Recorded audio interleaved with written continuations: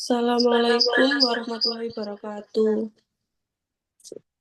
Kami dari kelompok 3 mau mempresentasikan hasil kerja kelompok kami yang berjudul macam-macam bentuk startup bisnis. Perkenalkan, nama saya Ayu Fernanda sebagai pemateri 1. Saya Muhammad Ali Saputra sebagai pemateri 2. Saya Dwi Elvina sebagai pemateri 3.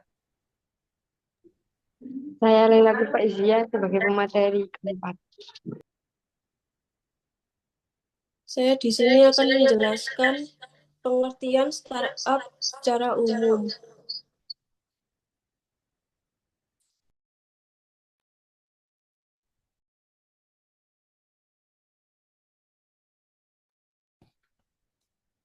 Startup adalah perusahaan rintisan yang bergerak di bidang teknologi dengan tujuan utama untuk menciptakan solusi inovatif. Startup bisnis adalah perusahaan rintisan yang berada dalam tahap awal operasional dan berfokus pada pengembangan produk atau layanan inovatif yang memiliki potensi pertumbuhan cepat.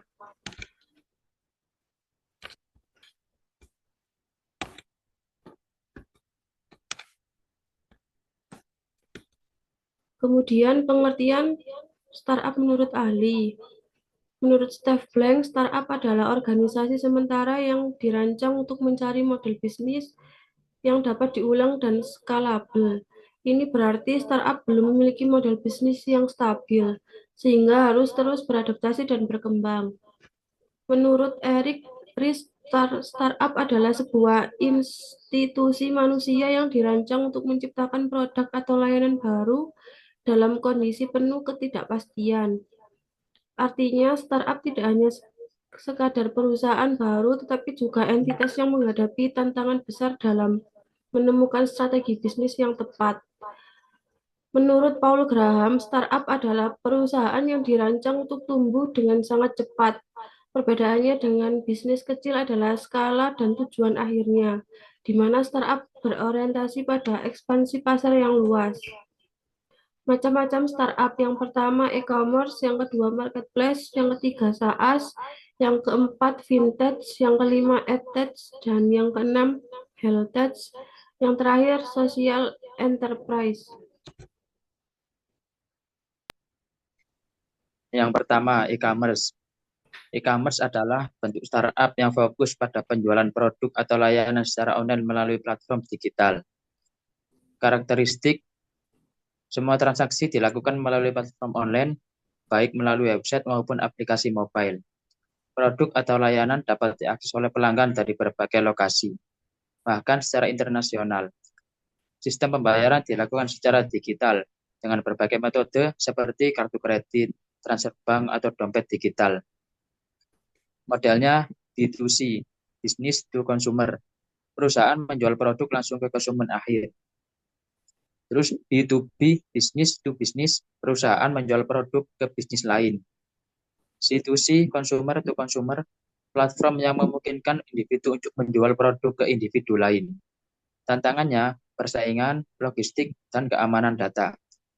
Contoh startup e-commerce yaitu Tokopedia, Shopee, dan Amazon. Yang kedua ada marketplace. Marketplace adalah platform digital yang mempertemukan penjual dan pembeli untuk melakukan transaksi. Karakteristiknya, marketplace bertindak sebagai perantara antara penjual dan pembeli, memfasilitasi transaksi tanpa memiliki inventaris sendiri. Marketplace menawarkan berbagai pilihan produk dari berbagai penjual, memberikan banyak opsi bagi pembeli. Tantangannya, manajemen penjual, keamanan transaksi, dan persaingan. Model bisnisnya seperti komisi, marketplace mengambil persentase dari setiap transaksi yang terjadi di platform. Yang kedua iklan, penjual dapat membayar untuk menampilkan produk mereka di posisi teratas hasil pencarian. Contohnya Lazada, Blibli, dan eBay. Yang ketiga ada software as a service, SaaS. SaaS adalah startup yang menyediakan perangkat lunak berbasis cloud yang dapat diakses melalui internet. Ciri-cirinya berlangganan, cloud-based, dan mudah diakses. Karakteristik utamanya yaitu SaaS biasanya menggunakan model bisnis berulang, recurring revenue dengan biaya langganan bulanan atau tahunan. Layanan dapat diakses kapan saja dan di mana saja, selama pengguna memiliki koneksi internet. Penyimpanan dan pemrosesan data dilakukan di cloud, sehingga pengguna tidak perlu khawatir tentang maintenance server. Model bisnisnya freemium, pay as you go, dan enterprise. Tantangannya keamanan data, retensi pelanggan, dan kompetisi. Contohnya Google Workspace, Slack, dan Gantt.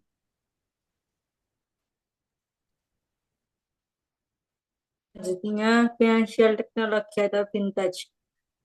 Vintage adalah startup yang bergerak di bidang teknologi, keuangan, mengembangkan solusi pembayaran digital, pinjaman online, dan layanan keuangan lainnya.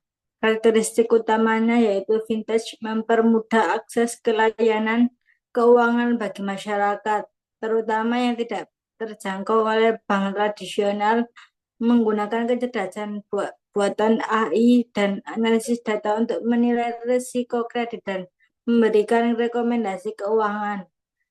Modal bisnisnya seperti pembayaran, pinjaman, dan investasi. Tantangannya regulasi, kepercayaan, dan keamanan. Contoh OVO, Kredivo, Bibit. Selanjutnya, educational technology atau EdTech. EdTech adalah startup yang berfokus pada pengembangan teknologi untuk meningkatkan pengalaman belajar pendidikan. Startup ini menawarkan solusi pembelajaran digital yang dapat diakses secara online. Karakteristiknya EdTech yaitu menyediakan konten pembelajaran dalam format digital seperti video, e-book, dan kuis. Memungkinkan pembelajaran jarak jauh melalui platform online yang sangat berguna di era pandemi. Selanjutnya, model bisnis EdTech seperti pengguna pembayaran biaya langganan untuk mengakses konten pembelajaran. Contohnya, Ruang Guru Zenius. Tantangannya kualitas konten, memastikan kualitas konten pembelajaran yang disediakan tetap tinggi dan relevan.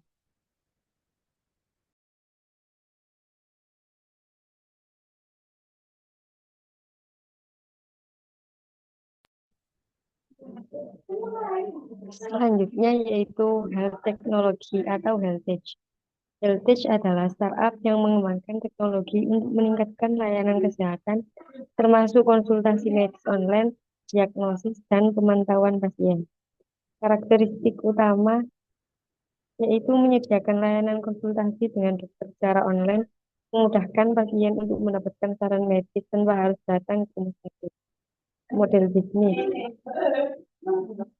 yaitu konsultasi online, menghasilkan pendapatan dari biaya konsultasi dengan dokter atau ahli kesehatan, contoh Halodoc dan Dokter. Tantangannya, Heritage harus mematuhi regulasi ketat terkait pelayanan kesehatan dan privasi pasien. Perlindungan data medis pasien menjadi prioritas utama untuk mencegah kebocoran data.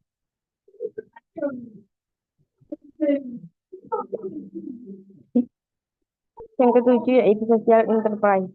Social enterprise adalah startup yang tidak hanya berorientasi pada keuntungan, tetapi juga memiliki tujuan sosial atau lingkungan. Startup ini bertujuan untuk menciptakan dampak positif bagi masyarakat atau lingkungan sambil tetap menghasilkan pendapatan. Karakteristik utamanya yaitu menciptakan dampak positif bagi masyarakat atau lingkungan seperti mengurangi kemiskinan, meningkatkan pendidikan, atau melestarikan lingkungan. Sumber pendanaan dapat berasal dari donasi, penjualan produk, atau model bisnis yang berkelanjutan. Model bisnis yaitu donasi, mengumpulkan dana dari donatur untuk mendukung proyek sosial atau lingkungan. Contoh, bisa Ekon. Tantangannya yaitu pendanaan. Mendapatkan pendanaan yang cukup untuk menjalankan proyek sosial sambil tetap mendapatkan keuntungan.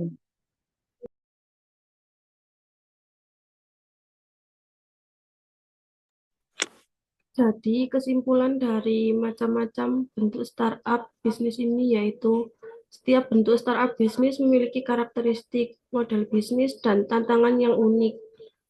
Namun, semuanya berfokus pada pemanfaatan teknologi untuk menciptakan solusi inovatif bagi permasalahan yang ada di masyarakat. Dengan memahami berbagai bentuk startup ini, calon pengusaha dapat memilih model bisnis yang sesuai dengan kebutuhan pasar dan tren teknologi terkini. Sekian dari kelompok 3. Terima kasih. Assalamualaikum warahmatullahi wabarakatuh. Waalaikumsalam. Waalaikumsalam warahmatullahi wabarakatuh.